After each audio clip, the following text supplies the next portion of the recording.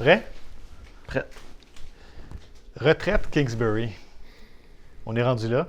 Ouais. Qu'est-ce que ça t'évoque? Euh, Honnêtement, je suis content. Ça fait quand même longtemps que j'y pense, puis que c'est clair dans ma tête. Depuis, je te dirais depuis le mois de septembre, mais tu sais, depuis que mon fils est venu au monde, depuis 1 an et demi que ça mijote dans ma tête, que j'ai pris le temps d'y penser comme il faut. Puis pour moi, c'était clair dans ma tête le plan en septembre était de gagner les jeux en duel, puis de prendre ma retraite. Si tu n'avais pas gagné les jeux en duel, est-ce que la décision aurait été la même ou t'aurais douté un petit peu? Arrêter la même, mais ça aurait été peut-être un petit peu plus difficile d'arrêter. Il y avait 2 choses que je voulais faire cette année. C'était gagner ma 100e victoire, puis gagner les Jeux olympiques. Les 2 médailles d'or, mais surtout celle en duel.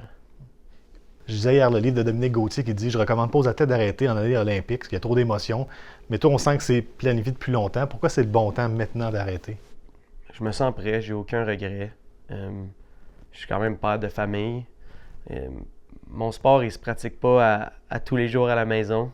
Malheureusement, je continuerais si je pouvais être chez moi tous les jours, mais c'est beaucoup de voyagement, puis je vais être présent pour mon fils le plus que je peux. Puis non, je suis juste vraiment, j'ai aucun regret, puis je suis vraiment satisfait de tout ce que j'ai fait. J'ai fait plus que j'aurais jamais imaginé. Tu sais, à 8 ans, mon rêve, c'était un jour, à 10 ans, d'aller aux Jeux olympiques, de gagner une médaille d'or, de porter le maillot jaune. Mais je pensais pas avoir 100 victoires en Coupe du Monde, être 9 fois champion du monde. Avoir 2 médailles d'or olympiques, tu sais, c'est des choses que je pouvais me voir faire, mais pas autant de fois. Donc, comme on dit en bon québécois, j'ai passé à la cassette 2 fois, 3 fois. As-tu l'impression d'avoir atteint tous tes objectifs? Je regardais les stats ce matin.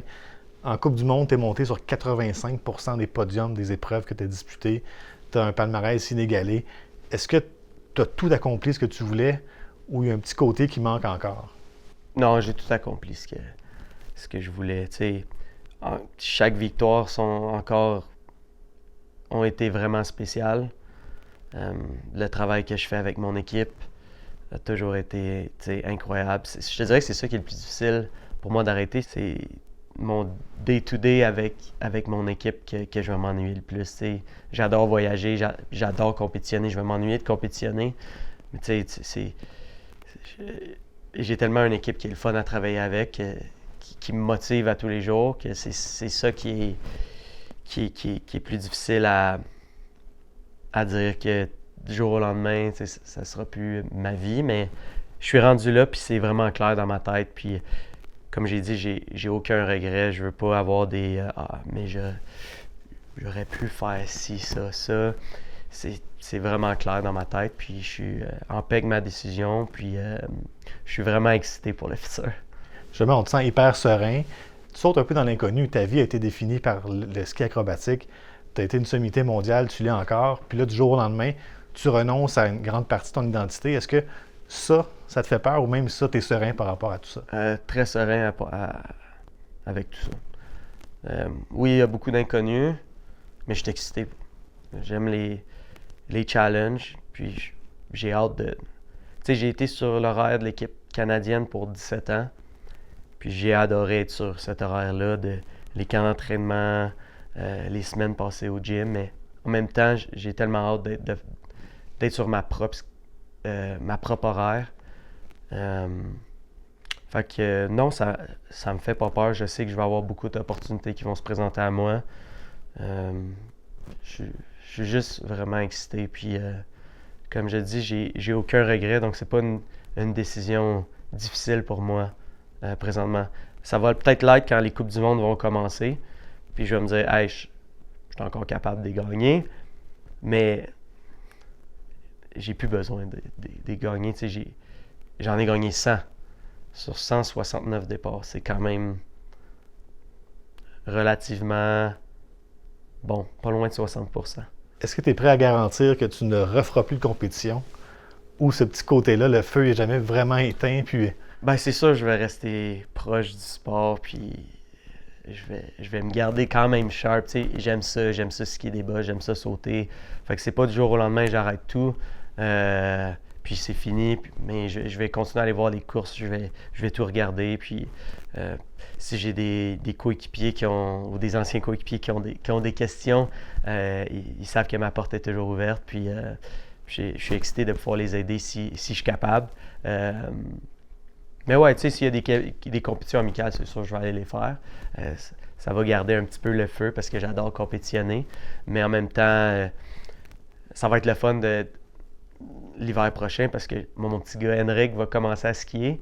Puis j'ai la chance de lui montrer à skier. Puis pour moi, ça, c'est vraiment, vraiment spécial. Donc, je pense pas que je vais trop m'ennuyer l'hiver prochain. est-ce que l'avenue d'Henrik a accéléré ta décision? Si Henrik n'est pas là, est-ce que la décision est la même ou est-ce que le processus de décision est le même? Le processus de décision serait différent sans Henrik, c'est sûr. J'ai quand même 33 ans. Je suis le plus vieux gagnant en Coupe du Monde. Puis les prochains Jeux olympiques m'emmènent à 37. Mais avec Henrik, c'est clair dans ma tête. Je veux passer plus de temps avec lui. Et Laurence, je vais être là pour la famille. Puis pour moi aussi, tu sais, j'ai quand même fait le tour. J'adore ça, mais le processus, vu que j'ai pris du temps à y penser, aujourd'hui, il n'est pas difficile. Puis, pour moi, c'était comme une motivation, surtout, tu sais, de la journée du duel aux Jeux olympiques. Je le savais que j'avais un bon feeling que j'allais bien faire. Puis, dans la portion de départ, en finale, je me suis quasiment jamais aussi bien senti ça dans la portion de départ. Puis, je sais pas comment exactement le dire, mais j'avais un bon feeling. Puis, quand j'ai croisé la ligne, c'était clair dans ma tête que c'était la dernière fois que j'allais être aussi bon que ça en compétition. Aussi sharp dans tous les détails de mon sport. Puis, finir avec une médaille d'or. Je me suis toujours dit, je suis rentré dans mon sport par la porte d'entrée en avant. Puis je ressors par mon propre gré de la même porte. Puis il n'y a personne qui a mis Michael Kingsbury à la retraite. Mon dernier départ en Coupe du Monde, c'est ma 100e victoire à Val-Saint-Côme, à la maison. Mon dernier départ au championnat du monde, c'est une médaille d'or. Puis mon dernier départ olympique, c'est une médaille d'or. Champion olympique. Donc, pour moi, c'est difficile d'écrire un meilleur scénario que ça. C'est rare les champions qui peuvent choisir comment ils sortent. Toi, non seulement tu sors avec ce que tu viens de dire, mais en plus, en fin de semaine, tu sors chez vous, sur ta montagne, avec les championnats canadiens. À quel point ça, tu y tenais de finir ça ici, à Saint-Sauveur? Tu sais, quand on parle de mon processus de ma dernière saison, en début d'été, j'ai pu aller jouer au golf avec des membres de l'association de ski accro Québec. Puis une de mes demandes, c'était de faire ma dernière course ici au Mont-Saint-Sauveur. J'ai fait ma première course dans la piste 70 à l'âge de 8 ans, 7 ans ou 8 ans. Puis je fais ma dernière ici. Donc pour moi, c'est vraiment spécial. C'est surtout une célébration. Plus que d'autres choses, c'est pour moi, la mission est déjà faite. C'est sûr, je veux gagner en fin de semaine, mais tu sais, je veux me faire plaisir, puis je vais skier devant mes amis, ma famille, plein de monde qui m'ont déjà vu skier, mais c'est comme la dernière fois que je vais être aussi bon que ça, fait que c'est le fun d'en profiter, puis juste de me faire plaisir, puis j'aime pas ça d'utiliser ce mot-là, mais peut-être accrocher mes skis de compétition, mais ils vont rester proches de moi parce que l'hiver prochain, c'est sûr, je vais continuer à faire de la bosse pour le plaisir. Tu sais. Dans ta carrière, tu n'as jamais rien laissé au hasard, mais là, on se rend compte que dans ta sortie aussi, c'était prévu, puis tu as pensé à tout. Là. Ouais. Donc, à quel point tu es reconnaissante d'avoir eu un plan très clair que tu as exécuté à la perfection jusqu'à ta dernière descente samedi? Quand j'aime quelque chose, puis je veux bien le faire. Puis ouais, j'ai pas trop parlé de ce plan-là.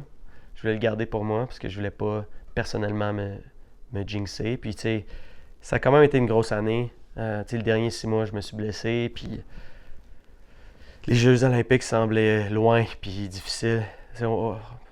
Autour de l'Halloween, je n'étais pas capable d'aligner 2 bosses en ligne avec la blessure que j'avais. Il a fallu que je renonce à plusieurs départs. Puis ce qui m'a donné dans les voiles, c'est vraiment aller chercher ma 100e victoire. Je n'étais pas tout à fait prêt encore à gagner les Jeux olympiques, mais ça m'a acheté du temps puis ça m'a donné beaucoup de confiance sur les épaules pour arriver au jeu puis accomplir mon plan que je m'étais fait dans la tête de gagner les Jeux puis arrêter.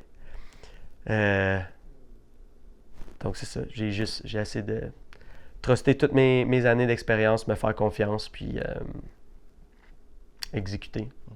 Puis normalement quand je fais ça, je suis capable dans le sport avoir ce que j'ai envie d'avoir.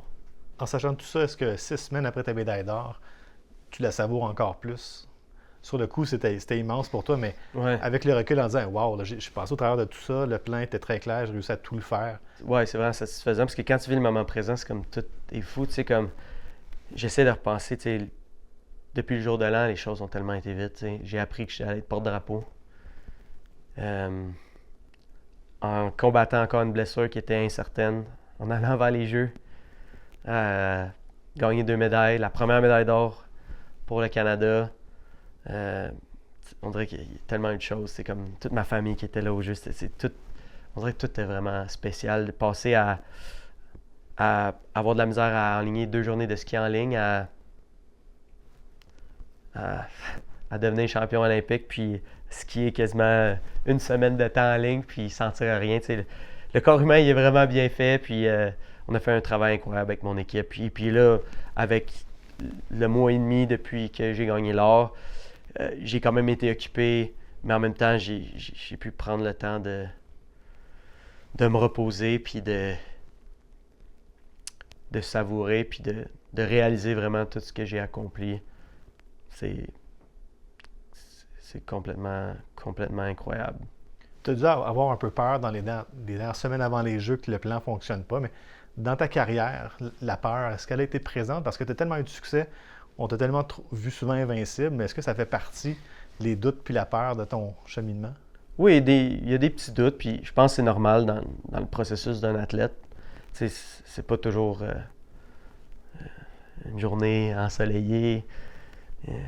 Notre sport, veut pas, il est vraiment le fun quand tu es en santé, mais quand tu as des bobos, c'est pas le sport le plus le fun. Je pense que le monde peut comprendre. Fait que oui, il y a eu des journées plus difficiles dans ma carrière. Ça n'a pas tout le temps été des victoires puis des podiums. Il y a beaucoup de journées d'entraînement où le matin, ça a été plus difficile, mais j'aime ce que je fais. Puis les matins plus difficiles, tu sais, je me dis à moi, tu sais, tu travailles pas dans un bureau, tu sais, tu gagnes ta vie à jouer dehors, à faire du sport, tu sais. Pour moi, c'est un rêve, tu sais. Puis je suis tellement chanceux d'avoir 33 ans, puis encore être après chercher les rêves du petit gars de 10 ans. Tu sais, je me sens tellement privilégié de faire ça avec une équipe incroyable autour de moi, une famille qui me supporte. Faire ça en tant que père, je suis juste vraiment privilégié que les journées difficiles, je suis capable de mettre ma switch à on puis apprécier chaque moment. Puis c'est vraiment ça que je voulais faire aux derniers Jeux olympiques. Puis je sais que je l'ai dit en entrevue, mais c'est vrai. C'était vraiment de profiter de chaque moment. Puis je connais mon corps, puis je sais que quand je fais ça, je me mets moins de pression sur les épaules. Puis je suis capable de sortir du meilleur ski en général, justement parce que je suis plus décontracté. Puis j'apprécie chaque moment, je suis moins difficile envers moi-même. Mais mon côté compétitif reste là. Je pense que tu l'as vu en qualification. Mais j'ai besoin de moments de même pour me ressaisir et revenir plus fort. Tu vas fêter samedi après ta dernière descente ici. Est-ce que tu penses que tes rivaux vont fêter ton départ aussi? Parce que ça libère une place sur le podium à presque toutes les compétitions. Je sais pas quoi répondre à ça, peut-être. Je pense pas. Je pense que j'ai été un bon rivaux. Je pense que j'ai été capable de faire ressortir les meilleurs de plusieurs de mes adversaires au travers des 16-17 saisons en Coupe du Monde. Puis la même chose pour eux. Ça a été vraiment le fun, de me dépasser puis d'essayer à chaque été d'entraînement, de leur mettre d'en face à la première Coupe du Monde de la saison que je suis toujours là. C'est peut-être une des raisons pourquoi j'ai tout le temps été aussi bon à Ruka, c'est que, sans dire leur mettre d'en face, mais juste essayer de rester le leader, puis de savoir que tout l'entraînement que j'ai mis l'été m'aide à devenir un meilleur athlète. Je trouve que dans le sport, j'ai vieilli comme un peu du vin. J'ai tout le temps su être de meilleur en meilleur, année après année. Est-ce qu'ils vont célébrer? Je pense pas. Mais je pense pas qu'ils vont s'ennuyer de moi. Samedi, c'est l'occasion aussi de dire merci à tout le monde qui t'a aidé. Ouais. Ton équipe, tout ça, ta famille, c'est incontournable pour toi. Pour côtoyer tes parents un petit peu, la fierté qu'ils ont de te voir en piste et tout ça. À quel point tu es reconnaissant envers tes parents, puis à quel point cette relation-là a changé depuis que tu es toi-même un père, puis à quel point tu veux les remercier pour ce qu'ils t'ont donné dans ta carrière. Oui, et je ne serai jamais capable de remercier mes parents. Ils ont tellement... Ils ont tellement fait pour moi. Ils m'ont jamais mis de pression sur les épaules. Ils m'ont toujours supporté. C'est difficile vraiment de trouver les mots parce que c'est vraiment spécial du jour 1. Puis là, on est ici pour le ski, on va parler de ski, mais c'est eux qui m'ont fait découvrir ce beau sport-là. Puis c'était mon idée du haut de mes 7 ans de rentrer dans le club de boss ici au Sommet Saint-Sauveur. Puis ils m'ont juste toujours supporté dans mes idées folles. Avec moi, c'était vraiment spécial de pouvoir faire ce sport-là avec mon frère puis ma petite sœur qui sont vraiment importants pour moi, puis ils m'ont supporté toute ma carrière, qui ont eu des belles carrières eux-mêmes, mais qui avaient d'autres rêves, puis ils ont accompli leurs rêves eux autres aussi. Je suis vraiment privilégié d'avoir eu des parents de même, d'avoir une famille comme ça, qui m'ont autant supporté, jamais mis zéro pression. Ils se sont levés des centaines de fois à 3 heures du matin pour me regarder. Ils ont fait beaucoup de voyages pour venir me voir, puis je me compte vraiment chanceux. En terminant, qu'est-ce que tu veux que les gens retiennent de ta carrière, de ce que tu as représenté pour le ski acrobatique, pour le sport canadien en général? Au-delà des victoires, je veux pas juste être... que le monde se souvienne de moi en étant le gars qui a tout gagné, puis les médailles olympiques, les médailles au championnat du monde, les 100 victoires. Oui, il y a beaucoup de choses qui ont changé durant ma carrière d'athlète. Ça m'a apporté beaucoup de choses. Mais je pense que je suis resté la même personne du début jusqu'à la fin. Puis ça, je suis vraiment fier de ça.